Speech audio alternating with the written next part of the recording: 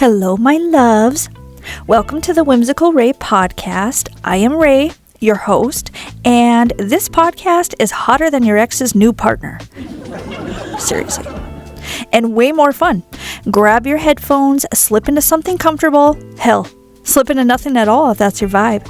And let me take you on a wild ride through stories, discussions, secrets, and a whole lot of sass. That's right, folks. This isn't your grandma's podcast, unless your grandma's cool as hell, in which case, hi, Grandma. Expect the unexpected. I've got brains, charm, Tourette's, and maybe a little too much wine. It's time to turn up the heat and leave your boring podcast routine in the dust. So buckle up, baby, because we're about to get real, raw, and ridiculously fun. Yay! Let's get started after a quick word from our sponsors. Just kidding. We don't have sponsors yet, but if you're listening, I am open to suggestions. Welcome back, sexy souls, to another episode of Whimsical RAE, Love, Lust, and Numbers. I'm Ray, your go-to gal for all things bold and taboo. I am your resident truth seeker and relationship guru. Well, kinda. For today, anyway.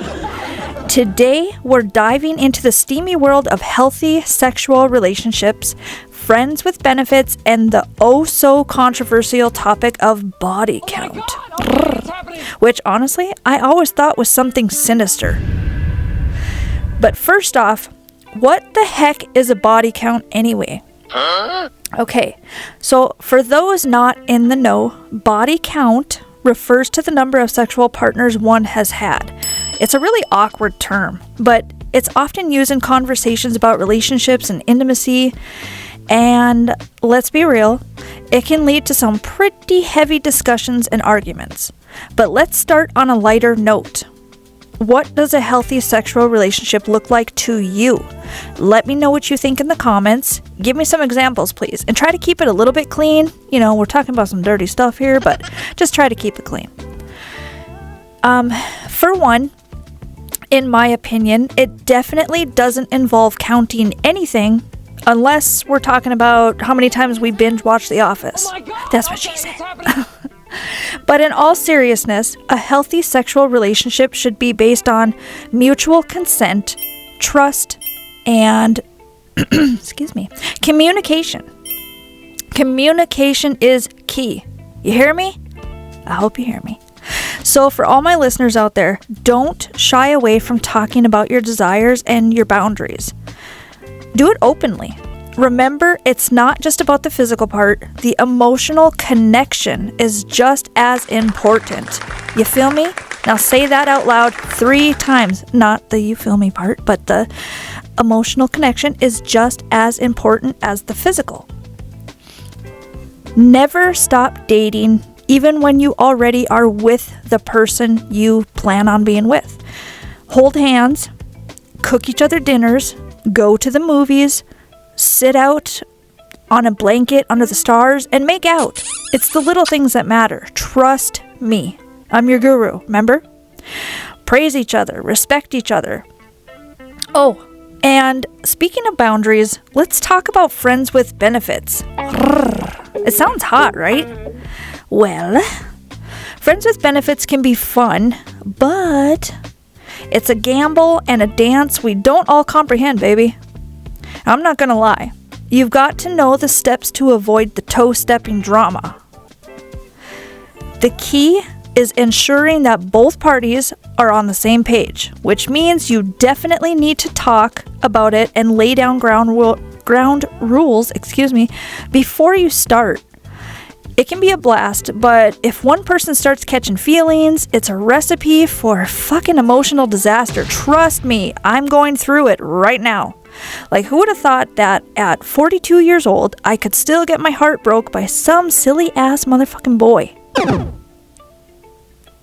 And don't forget about respect. Just because it's a friends with benefits situation doesn't mean you should treat it like a one-night stand. It's vital to care for each other's feelings, no matter how casual the setup is. If you're grown enough to be involved in the act of sex in the first place, you should know how to respectfully communicate. Hint, hint, you know who, if you're even listening. Psh, doubtful. Anyway, now let's address the elephant in the room. Body count. Does it matter to you? Let me know in the comments if this matters to you and why it matters. I'm just very curious, and for the sake of discussion, I just want to keep going with a couple of these questions. So, for some, body count is just a number, but for others, it might hold more weight. So, ultimately, it's about your own values and the way you feel comfortable discussing your past with partners.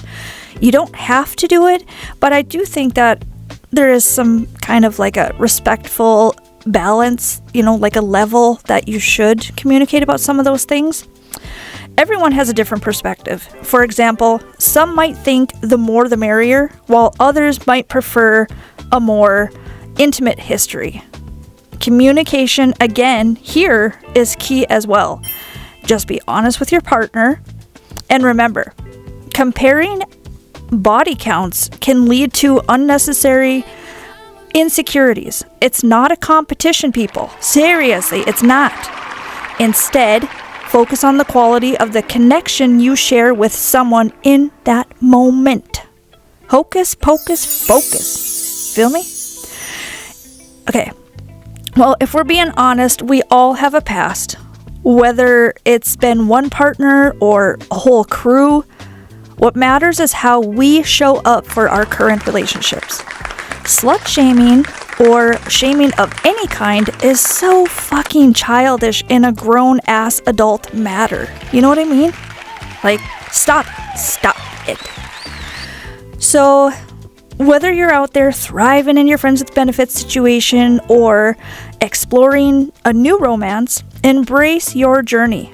It's new, it's exciting, and exhilarating. Who doesn't love exhilaration? Feels good. Just don't forget to ask the important questions like, what's your favorite order at Taco Bell? Because that's just as essential as body count. Well, not for everybody, but for those of us who like tacos, it's the real deal. And for those who aren't in a new relationship but need some spice, I got you. Plan a date night. Do all the things that your partner would love. Make it about them. Give them that time, that effort, that love from you. Do all the things that your partner would love, obviously. Make the food, watch the silly show, massage those feet, get on your hands and knees and well, you know the rest. Make that magic happen. It requires effort, so get on up and do the damn thing.